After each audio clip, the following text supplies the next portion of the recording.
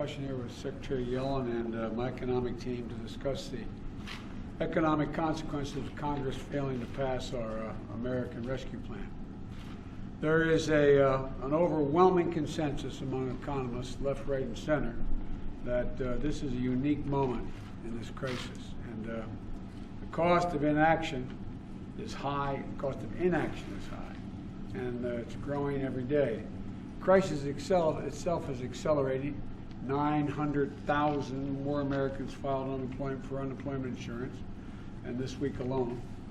30 million Americans don't have enough food to eat this week. And interest rates are at historic lows, and the return on smart investments in the economy have never been higher. And it's not just me saying this. As I said, it's a consensus among the vast majority of leading economists in the country, as I said, left, right, and center, including advisors to former President Trump and George W. Bush. And so I've been meeting all morning with other folks as well. The notion here is we have to act now. There's no time for any delay. And so we could end up with 4 million fewer jobs this year, according to Moody's, a Wall Street firm, and it could take a year longer to return to full employment if we don't act and don't act now. We could see an entire cohort of kids with a lower lifetime earnings because they're deprived of another semester of school.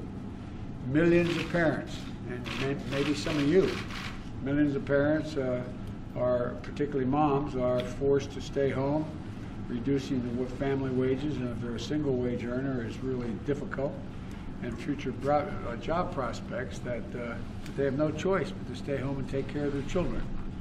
Millions of people are out of work, unemployed. Future millions are held back for no good reason other than our failure to act. So the choice couldn't be clearer. We have learned from past crises the risk is not doing too much, the risk is not doing enough. And this is the time to act now. I've asked Secretary Yellen, who's been leading this effort, to come in and we're going to go into some detail among ourselves, but I think she has a statement to make as well. Thank you very much, Mr. President. Well, there is a huge amount of pain in our economy right now, and it was evident in the data released yesterday.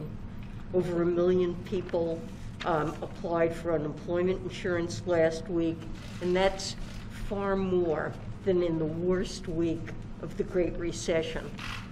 And economists agree that if there's not more help, many more people will lose their small businesses, the roofs over their heads, and the ability to feed their families. And we need to help those people before the virus is brought under control. The President's American Rescue Plan will help millions of people make it to the other side of this pandemic. And it will also make some smart investments to get our economy back on track. I want to emphasize the President is absolutely right. The price of doing nothing is much higher than the price of doing something, and doing something big. We need to act now, and the benefits of acting now and acting big will far outweigh the costs in the long run. Thank you guys. Mr. President, what do you think of the Johnson & Johnson results? Let's go. Thank you guys. I'm waiting to hear from my team. I'm waiting to hear from the team on the detail of it. I saw the news reported this morning. I haven't had a chance to speak with Dr. Fauci. One point I want to make that the Secretary made, and let's get this straight. It's not only that people will be badly, badly hurt if we don't pass this package, in terms of increased rate of death, in terms of poverty, a whole range of things. But we will also be hurt long-term economically. Economically. We need to make these investments so the economy can grow the remainder of this year and next year. The investments now will help the economy grow. It will not, in fact, put a drag on the economy of spending this money. It will do the exact opposite. So thank you all very much.